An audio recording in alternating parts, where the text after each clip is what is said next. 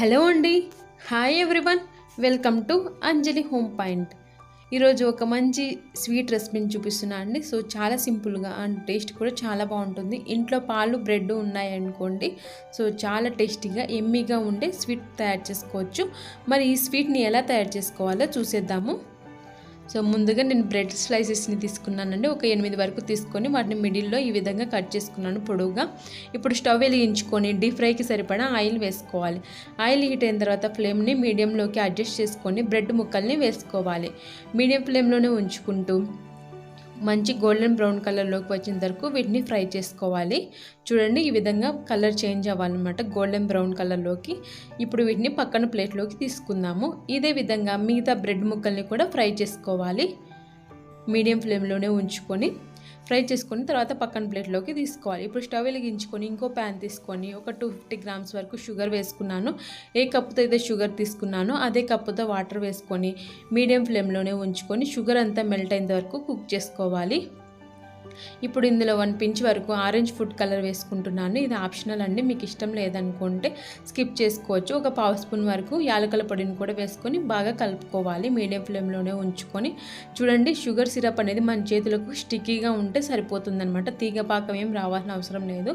ఈ విధంగా ప్రిపేర్ చేసుకున్న తర్వాత స్టవ్ ఆఫ్ చేసుకొని షుగర్ సిరప్ని పక్కన ఉంచుకోవాలి.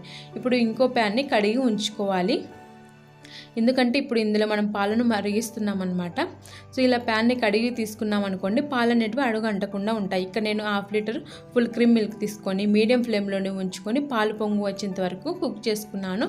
పాలు పొంగు వచ్చిన తర్వాత ఫ్లేమ్ని లోకి అడ్జస్ట్ చేసుకొని పాలను మరిగించుకోవాలి. ఇప్పుడు ఇందులో ఒక పావు కప్పు వరకు మిల్క్ పౌడర్ని యాడ్ చేసుకోవాలి. ఒకవేళ మీ దగ్గర మిల్క్ పౌడర్ అవైలబుల్గా లేకపోతే కనుక స్కిప్ చేసేయండి. ఇలా కలుపుకున్నాం అనుకోండి, మిల్క్ పౌడర్ చాలా టేస్టీగా ఉంటుంది ఈ స్వీట్ అనేది. ఇప్పుడు ఇందులోనే ఒక పావు కప్పు వరకు షుగర్ని వేసుకొని షుగర్ అంతా మెల్ట్ అయిన వరకు బాగా కలుపుకోవాలి.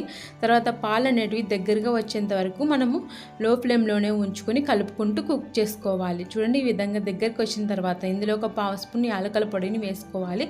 చూడండి, పాలు అనేటివి కన్సిస్టెన్సీ ఈ విధంగా ఉండాలి. ఇప్పుడు స్టవ్ ఆఫ్ చేసుకొని దీన్ని చల్లారబెట్టుకుందాము. ఫ్రై చేసి పెట్టుకున్నాం కదండి ఈ బ్రెడ్ ముక్కల్ని, వీటిని షుగర్ సిరప్లో వేసుకోవాలన్నమాట. ఇలా మనం బ్రెడ్ ముక్కలు వేసేటప్పుడు ఈ షుగర్ సిరప్ అనేది గోరువెచ్చగా ఉండాలి. ఒకవేళ చల్లారితే కనుక కొద్దిగా వెయిట్ చేసుకోండి. షుగర్ సిరప్లో ఈ బ్రెడ్ ముక్కల్ని 30 సెకండ్స్ వరకు ఉంచుకోవాలి. ఈలోపు మనకు ఈ బ్రెడ్ ముక్కలకి షుగర్ సిరప్ అనేది బాగా అంటుకుంటుంది. 30 సెకండ్స్ తర్వాత ఈ బ్రెడ్ స్లైసెస్ని ఈ రెక్టాంగులర్ షేప్ కంటైనర్లోకి తీసుకుంటున్నాను. ఒకవేళ మీ దగ్గర ఇలాంటి కంటైనర్ లేకపోతే ఏదైనా స్టీల్ బౌల్ లేదంటే వెడల్పుగా ఉండే స్టీల్ ప్లేట్లోకైనా తీసుకోవచ్చు వీటిని. ఇదే విధంగా మిగతా బ్రెడ్ స్లైసెస్ని కూడా 30 సెకండ్స్ వరకు షుగర్ సిరప్లో ఉంచుకోవాలి. ఈ టైంలో ఒక సైడ్ నుంచి ఇంకో సైడ్కి టర్న్ చేసుకోండి. అంటే 15 సెకండ్స్ వరకు ఒక సైడ్, ఇంకో 15 సెకండ్స్ వరకు ఇంకో సైడ్ షుగర్ సిరప్ని అప్లై చేసుకోండి. తర్వాత మిగిలి ఉంటుంది కదండి ఈ షుగర్ సిరప్ని కూడా ఈ బ్రెడ్ పైన వేసేసుకోండి. ఇలా వేసుకున్న తర్వాత చూడండి, ఈ విధంగా ఉంటుంది మొత్తం కూడా. ఇప్పుడు ఇందులో మనం చల్లారిన పాలని వేసుకోవాలి. పాల మిశ్రమం ఉంది కదండి, అది చల్లారేసరికి చూడండి కాస్త దగ్గరగా అయింది కదా. ఇప్పుడు మనం ఈ కంటైనర్లో ఫ్రిడ్జ్లో ఉంచుకోవాలి. ఆ టైంలో ఇంకాస్త దగ్గరగా వస్తుందన్నమాట ఈ పాల మిశ్రమం అనేది. సో మీరు ఇలాగైనా డైరెక్ట్గా ఫ్రిడ్జ్లో ఉంచుకోవచ్చు, లేదంటే కనుక సన్నగా చాప్ చేసిన డ్రై ఫ్రూట్స్తో గార్నిష్ చేసుకొని అయినా ఫ్రిడ్జ్లో ఉంచుకోవచ్చు. సో మీరు సర్వ్ చేసే ముందు వేసుకున్నారనుకోండి, ఈ డ్రై ఫ్రూట్స్ బాగా క్రంచీగా ఉంటాయి మనం తినేటప్పుడు. సో నేనైతే ఇప్పుడే వేస్తున్నాను. ఇలా వేసేసి ఫ్రిడ్జ్లో 2 అవర్స్ వరకు ఉంచుకున్నాను. సో నేను కొద్దిగా టూటీ ఫ్రూటీని కూడా యాడ్ చేయాలనుకుంటున్నాను, కానీ అవి సర్వ్ చేసే ముందు యాడ్ చేస్తాను. మీరు కావాలనుకుంటే ఇప్పుడే వేసుకొని 2 అవర్స్ వరకు ఫ్రిడ్జ్లో ఉంచుకోండి.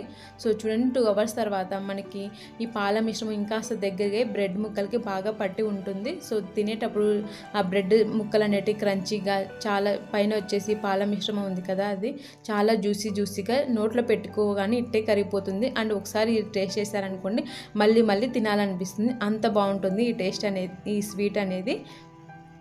ఐ హోప్ ఈ వీడియో మీకు అందరికీ యూజ్ అవుతుంది, నచ్చిందని అనుకుంటున్నాను. Thanks for watching. మీకు కనుక వీడియో నచ్చినట్లయితే లైక్ చేయండి, షేర్ చేయండి, సబ్స్క్రైబ్ చేసుకోండి. Bye friends.